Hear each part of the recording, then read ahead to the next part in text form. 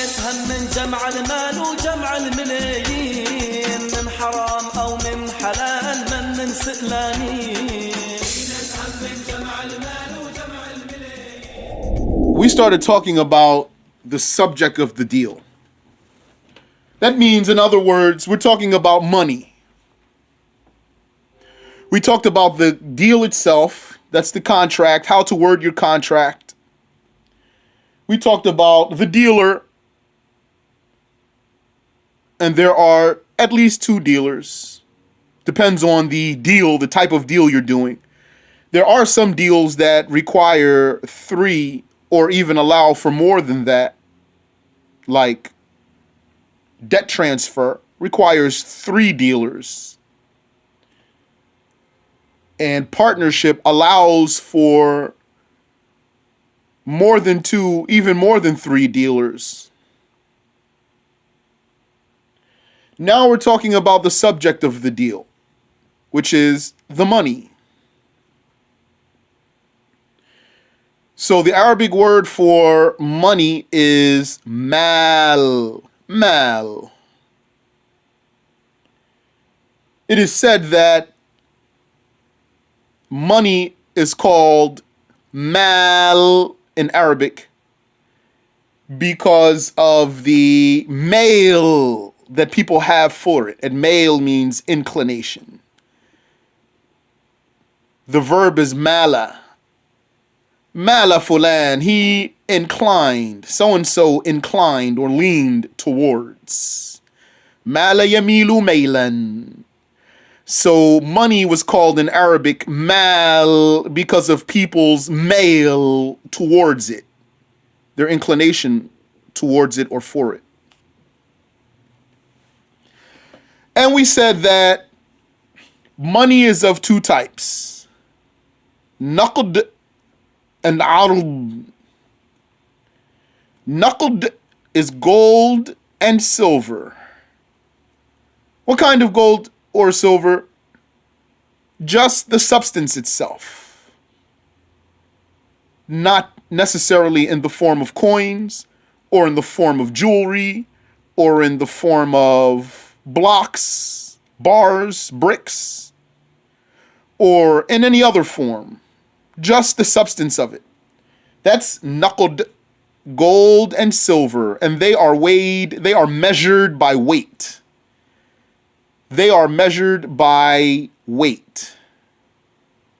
Yes, some of that is more valuable than others of it, meaning some gold is more valuable than other gold, for example.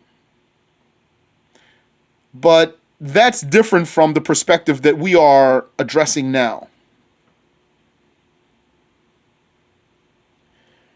Anything other than gold and silver, if it has a monetary value, is ard. Ain ra bod ard. That includes the paper money. Paper money is ard, merchandise, if you want. That's what we're calling it in our lessons here, merchandise. According to the words that have been selected for our lessons, we're saying that money is of two types. Either it's bullion or merchandise. We mean by bullion gold or silver, and we mean by merchandise anything else. That includes paper money. That includes other metals, including platinum. Platinum is not naqd. It might be claimed that platinum is more valuable than gold. Allahu a'lam, I don't know. But it's not naqd. Naqd is gold and silver. It also includes the gems, diamonds, and rubies. All of that is merchandise. And it includes the animals and the land and the real estate, the buildings, and everything else.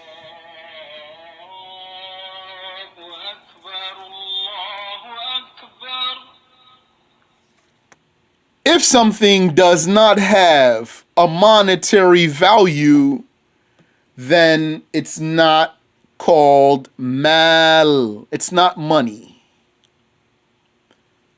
Where am I getting this from? Am I making this up? No, I'm not. Am I taking this from the non-Muslims? Absolutely not. This is what we have learned in religion. Like what? Like dogs. Do dogs have a benefit? Indeed, they do. They have great benefits. Do they have a monetary value? No, they do not, despite their benefits. So don't think that because something has a benefit that it has a monetary value. Everything that Allah created has a benefit in some way or another. Even evil. Even the evil has benefits. Such as getting reward by avoiding it. That's a benefit of evil. That there's something evil, so you avoid it, and then you get reward. So everything Allah created has a benefit. That doesn't mean that it's money. That doesn't mean that you can sell it. We spoke about the reasons why one would be able to sell something. We spoke about reasons for that. I'm not claiming that we spoke about all of the reasons why you can sell or buy something, but we spoke about reasons. We spoke about reasons for that. We said, for example, that if it's useful for hunting or eating or fighting or carrying loads or riding or medicine, these are some of the different reasons that make something purchasable. And also, there are two things that you can buy. You can buy an item, that means a physical item, like a book, or a car, or a house, or a piece of land, a parcel of land. Those are all physical items. Or you can buy a right, a permanent right, like buying the right to have water routed to your land. That's valid. Here, you're not buying the water, and you're not buying the land. There is a right that you are purchasing. And it has to be permanent because that's a sale. Sales are permanent, as opposed to rentals. Rentals are temporary. Okay. We covered all of that. Now, I was contacted several times about Bitcoin. Some people listen to my, I put that lesson on YouTube. And apparently some people don't appreciate my disrespect. Apparently I've been disrespectful to Bitcoin. And perhaps I don't know all of what I'm talking about. So, what I want to say before we move on is that actually I was being nice to Bitcoin, and I was giving Bitcoin more than what it might deserve. And actually, since some people think that perhaps I'm not respecting that Bitcoin as I should, then let me fully disrespect it as I want to. Now, here, brothers and sisters, we are Muslims. Muslims are smart, intelligent people. Listen, what is the pitch for Bitcoin? Imagine the pitch. Here's the pitch for Bitcoin. Someone says to another guy, hey, how can we make money without giving somebody something? The other guy says, I don't know, man. How? I got an idea. Check this out. That's your pitch for Bitcoin. Remember that originally selling is basically bartering. That means exchanging something for something. Doesn't even have to be cash money. Something for something. You have something, what you have? Oh, you got some squirrel skins? I don't know. I got to see if those things have been, if you slaughtered them or if it's, or if it's tanned. But you got something? I have something too. What do I have? Oh, I have some soap. Okay, we can exchange. That's how you sell. Now, if you really want to know what's the real scenario of Bitcoin, what it is that someone's saying to you, pay me your money, and I got some Bitcoin for you here. All right. Now somebody's going to say, but you can do, yeah. That's how schemes work. It's not saying that you can't get anything out of it. You can get something out of it, but it is the embodiment of a scheme. Hello? It's the embodiment of a scheme. You are literally, if you want to pay for that, you are literally paying someone for nothing. Someone's going to say, yeah, I am. Okay. That's why when it loses value and you get less money back, what are you going to do? You take your money out and it's worth less now. Then what? You got somebody laughing at you. He took your money. He got paid. He didn't have to give you anything. In fact, where did he get it from? Well, correct me if I'm wrong, anyone. It must have come from somebody sitting at a computer. Did it come from anywhere else? Some guy, look, it's not money. I'll tell you what's money. I can go out somewhere and dig in the ground and pull out something, and now it's mine and I can go sell it. If you don't want to buy it from me, you can go dig it out yourself and you go get some. Where's the Bitcoin coming from? It has to be a guy on his computer. When I talked to somebody, they said, yeah, when we find out where they're storing it. What do you mean when we find out where they're storing it? It's on a disk drive somewhere. That's where they're storing it. So who's the hackers? Who are the people? Who are the computer technicians making Bitcoin? What else is it? Tell me, anybody.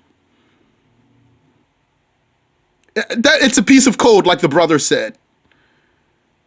That brother who said it was a ledger, he did come back in the same conversation, by the way, and then he said, correct answer. He said, it's a piece of code that you use as money. That's what it is. And it's not the same as somebody having a bank account, because a bank account is not buying something. They're so-called selling currency. They're selling money. If someone compares that to buying my money, if I had $100 and I sold my $100 for $150, it's not the same, because I actually have $100. As opposed to a guy who sits at his computer and he type up something, I don't know what, and then he says, hey, I got some Bitcoin for you, pay me, and then log in here. That's not the same at all. Where do you get it from? And some people said, well, it's not like those governments, they're printing their own money. Well, who's making the Bitcoin? Well, whoever's making the Bitcoin is just like the government that's printing their own money. What are you talking about? What's different from printing your own money is going and digging the gold out of the ground. That's not printing your own money.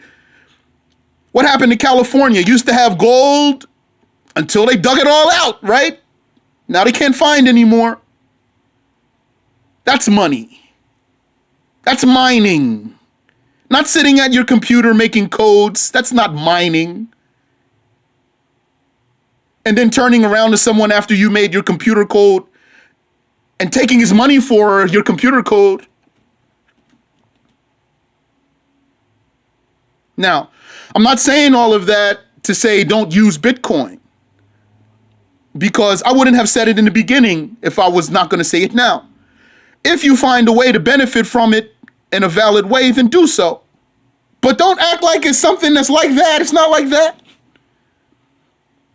It is the embodiment of a scheme. Somebody's going to sell someone some Bitcoin, and then he got your money, and then when you want to get out of that Bitcoin something, you're going to find out that it decreased in value and you lost your money.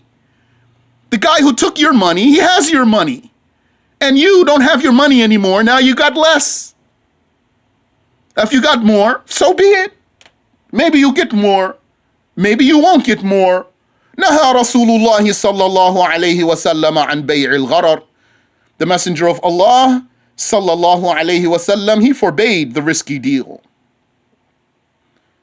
But just because you can get more, that in itself doesn't make it valid. It's not even money because it's not even anything. And if I have a computer by which I can access my Bitcoin, and then I have a second computer by which I can access my Bitcoin. Now, which one of these computers is worth more? Since by both of them I can access that, neither one of them now have more value than the other. That's because it's not really something. And anybody who wants, like, don't take my tone of voice, like, you know, if you want to, if I'm wrong, correct me. Is it a gamble? Well, from my understanding of the rules of the religion, I don't see how it's not a gamble, because it's not even anything but some codes. You have a computer, right? You do something, so you made a code. Okay. Then you turned around to someone and said, hey, I'll sell you this stuff I just typed up. That's basically what's happening here. Or correct me. If I'm wrong, I will admit that I'm wrong. Also, you might not be able to use that with Muslims. You say, are we allowed to use it, or is not permissible to be used? Well, using it is one thing. Buying it, that's another thing. Just because you can't buy something doesn't mean that you can't get it. My advice for someone who wants to deal with Bitcoin is not to buy Bitcoin or what's like it. Bitcoin's not the only type. Any so-called virtual currency or whatever. It's not money. It's not currency. It's not. Money is what? Naqd and arud. Naqd means gold or silver. Arud means everything else with a monetary value. Now, if somebody claims that has monetary value, then let him go up to someone and say, I'll buy that for some Bitcoin. He'll tell you, get lost. The only way you're going to be able to buy something with some Bitcoin is either you buy it by a transfer like debit, or you have to cash it in. When you cash it in, what do you cash it in as? As another form of currency. You're going to cash it in as dollars or as yen or as pounds. You know why? Because it's not its own money. That's why. Why you have to cash it in as something else? Why don't you just cash it in as Bitcoin? If I have American dollars and then I go to a terminal to withdraw some money in another country, they might say, do you want it in American money? Or do you want it in a different currency? We need to review the basic rules of a sale. Go back to the beginning. Brothers and sisters, the cog of intelligence is simplicity. Simplicity. Break everything down to a simplest form. Here, very simple form of a deal, which is what? You have something, I have something, and then we exchange. Now, let's do a new scenario. I have something, and you don't have something. Can we do a deal? Possibly. Somebody might say, but you do have something. Okay. If I'm standing in front of you, and you're standing in front of me, and I have my item in my hand, and you don't have your item in your hand, then as far as I'm concerned, you don't have anything. As a dealer, as a salesman, as far as I'm concerned, you don't have anything. And anyone who has a store, maybe some of you have a store, tell me that you don't prefer for your customers to come in to your store and to put money in your hand, or you prefer for them to swipe their card for you. I don't think you prefer for them to swipe their card. I think you prefer to get paid right then and there on the spot. So don't think it's something, if you're standing in front of me, very basic concept. If we are both wanting to do a deal and I have my item in my hand, then I have money. And if you're standing there and you want to do a deal with me and you don't have anything in your hand, then as far as I'm concerned, you don't have any money. I don't care what you want to call what you don't have in your hand. It doesn't matter because I want to get paid. That's what I'm doing here. Yes. Just take it back to the base. That's why, in that basic scenario, those people who are making this Bitcoin, they probably realize that. And that's why they're rubbing their palms and they're happy. And they're like, oh, these guys are just paying us lots of money here. I'll tell you what it reminds me of, although this is kind of on a personal level. You might not relate to this with me, but you know that song, It Takes Two by Rob Bass? When that song first came out, everybody loved it. It was crazy. I thought it was just me. I thought it was mediocre at best. It's not that great of a song. This is how it reminds me. Like something came out and people going crazy over it. It's not really all that. Calm down. If you can benefit from it in a way that's not haram, in a way that's not invalid, then benefit. I would. If I could benefit from it in a way that's valid, I would. But I'm always going to know that this is the type of scenario that's just ripe for trickery and cheating and scheming. What schemer would not want to get involved in Bitcoin? Tell me if he could. Or any other type of that digital stuff. Now, if they were offering you a service, that would be different. If there was a service like, you pay us, and then we'll transfer your money for you and eliminate the taxes and stuff in the transfer. We'll just take very small amount and transfer all of your money for you and even exchange it for, okay, if they could offer a service, that's one thing. But they're claiming to sell you currency. Don't let someone trick you. You might get involved with Bitcoin or anything similar to it. But realizing the fact that it's ripe for scheming, at least you're not being fooled.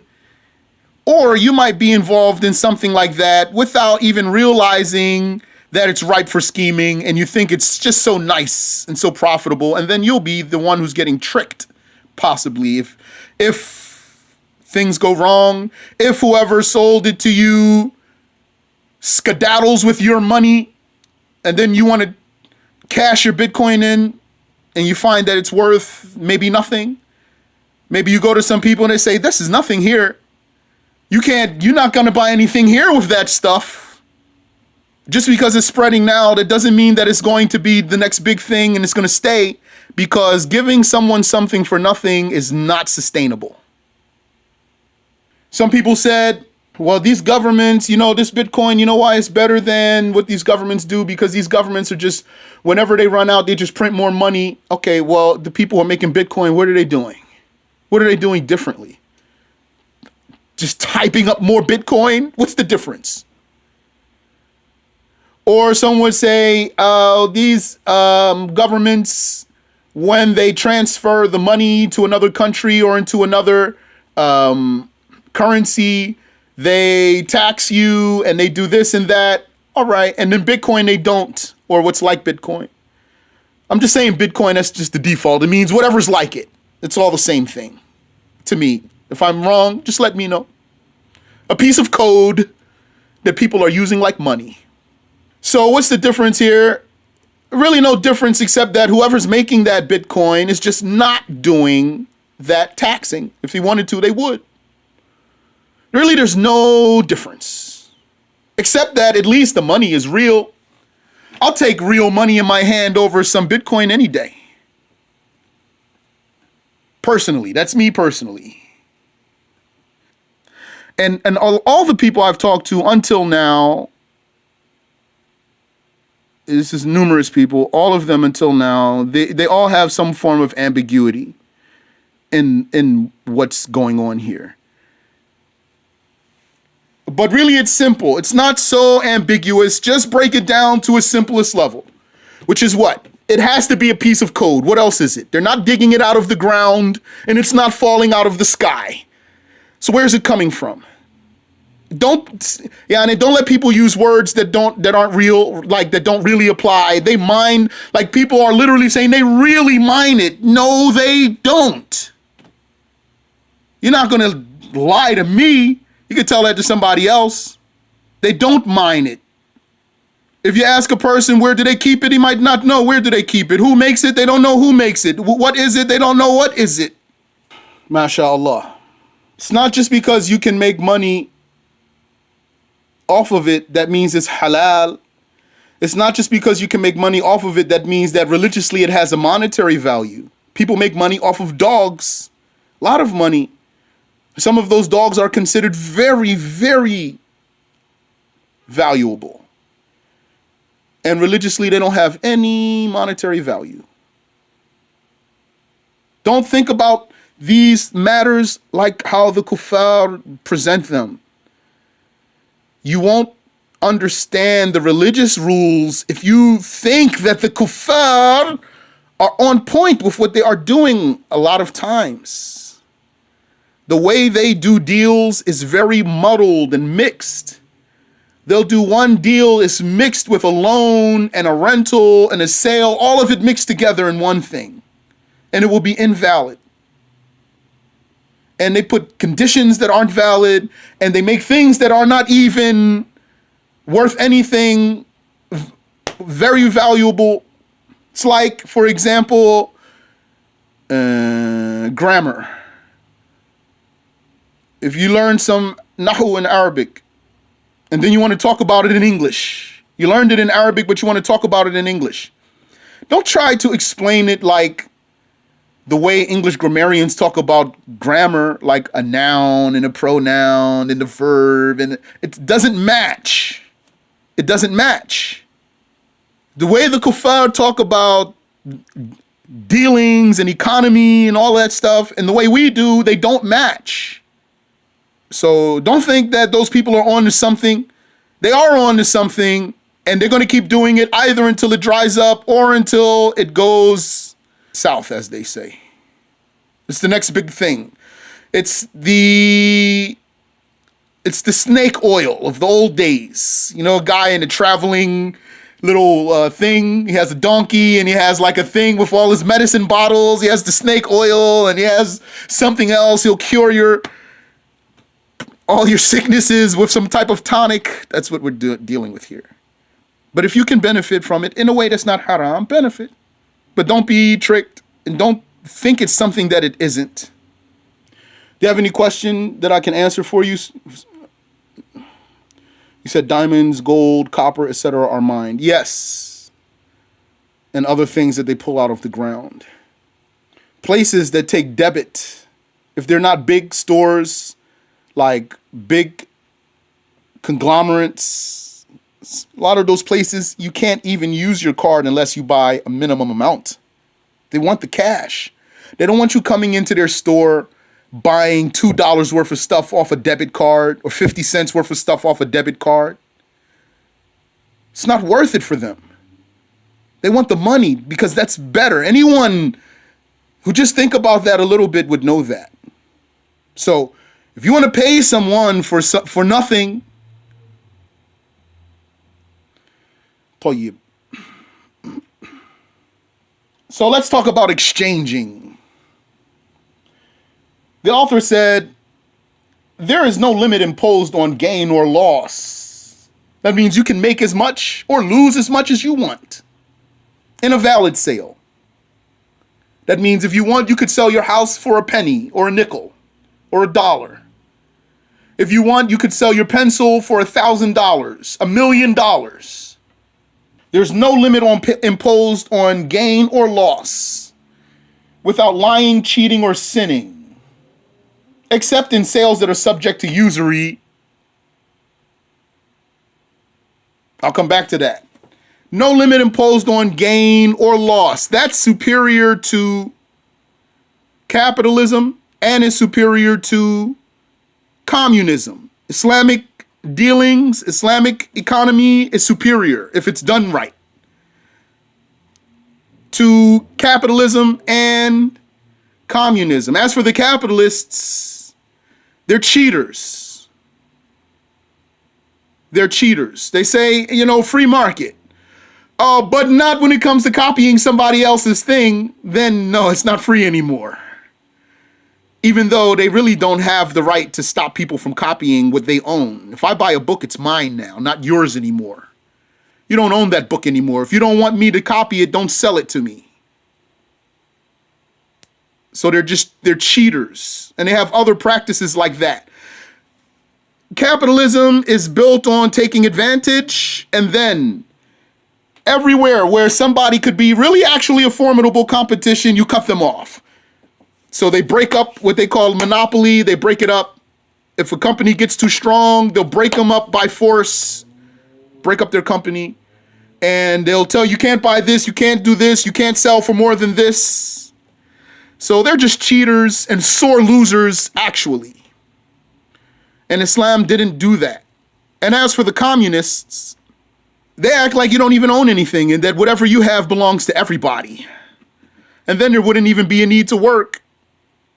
According to them, a highly skilled person, like a very proficient doctor, a highly skilled scientist, well, he shouldn't make anything more than the person who bags the groceries at the market. And everyone should be contributing to the welfare of all. And then nobody wants to go to work, actually. Why should I? Why should I put in all that effort if I can't make more than the guy who's bagging the items at the supermarket? Which is a halal job as long as the items aren't haram. There's no disrespect to that. I'm not disrespecting that job. I'm just saying a fact of like some jobs are more valuable than others. You don't have to, brothers and sisters, be an economist to be able to understand these dealings that the kuffar do. Understand the religious judgment. This religion, remember something, is easy, isn't it? It's an easy religion, yes. This religion does not disenfranchise anyone, even the illiterate one. Did this religion make it so that the illiterate one cannot operate? No. So even when you're illiterate. So this religion and its revelation, this religion is revelation. So it's very easy and it's the truth and anyone can implement it, even the illiterate one. So you don't have to be an economist to understand what these kuffar are saying. What you need to do is learn what the religion said and then take what the kuffar say and see how it goes when you put it in the religion, in the context of religion, religious rules. And then it becomes very clear for you. That's why some people, when I talk to them, more than one person, just in case if one of those people I talk to is listening, don't take it personal because you're not the only one. Maybe they're thinking like, well, you know religion, brother. You don't know about all that stuff. Oh, you're right. I don't know about all that stuff. I don't know all that stuff those kuffar say. But what those kuffar say, you need to take it and apply it to what the religion says. And then the religion will just unravel all of that. So there's no limit imposed on gain or loss without lying, cheating, or sinning. Except in sales subject to usury, sales that are subject to usury, like gold for gold. Now there is a limit, which is that you can't make more. If you have gold and I have gold, we have to exchange for the same weight. The same weight. Or silver for silver, we have to exchange at the same weight and at the same time. We'll be getting to the rules of usury soon, inshallah. Or food for the same type of food, rice for rice. We have to exchange for the same volume. So in these types of sales, there is a restriction. But outside of that, like gold for silver, you have to exchange at the same time, but for any loss or profit you want. Rice for wheat, you would have to exchange at the same time, but for any loss or gain that you want.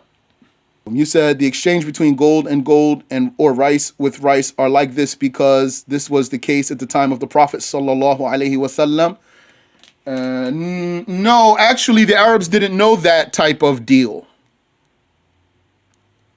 So that was revealed to the Prophet sallallahu alaihi wasallam. Gold for gold, silver for silver, and food for food.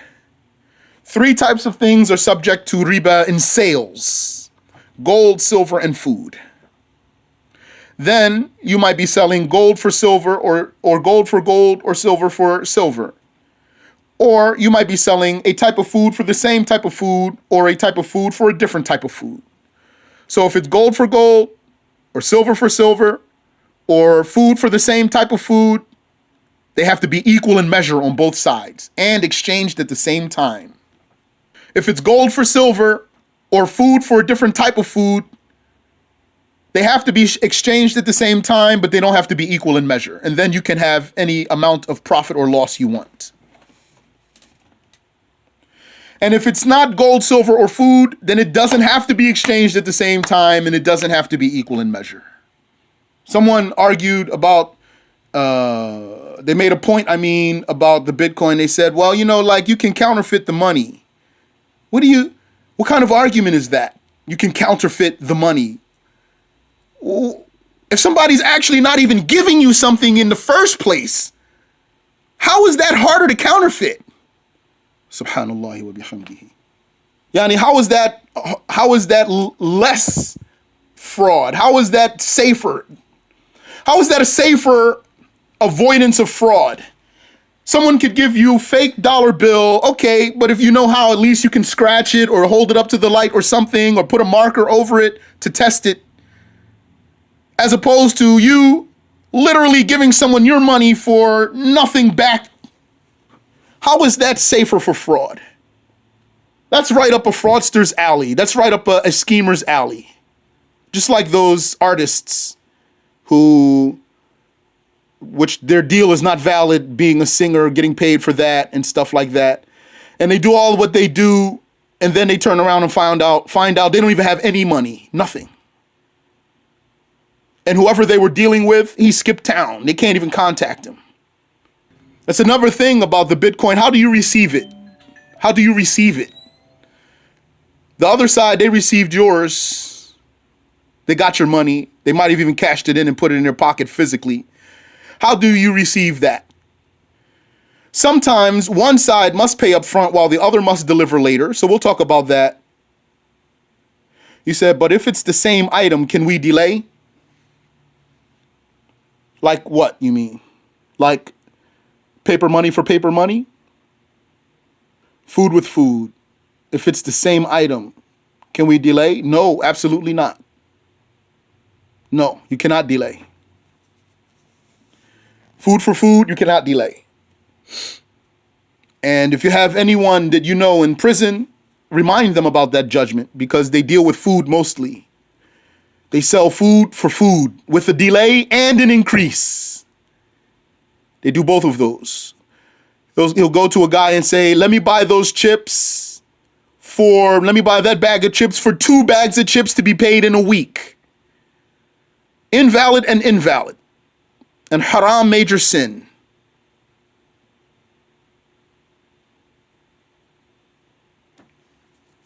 Gold, silver, and food. Wafiq. So sometimes another scenario when it comes to exchanging is that one side pays up front, the other side delivers later. So in that type of deal, when one is delivering later, the other side has to pay up front, because you can't have a debt for a debt. Having to deliver later means there's a debt.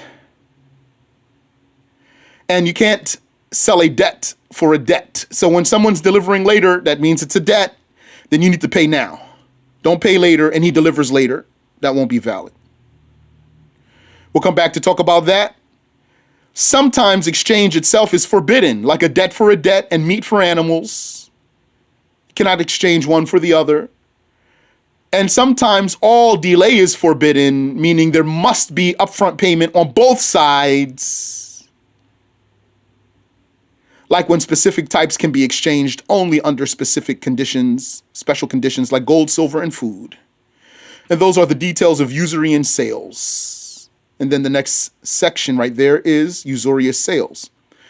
So let's stop here. And then insha'Allah ta'ala, next week, we'll start from here. We'll start this whole section here. Insha'Allah ta'ala. And we'll elaborate and we'll go slow. And insha'Allah, I won't talk about Bitcoin unless somebody makes me. Wallahu a'lam. Do you have a question?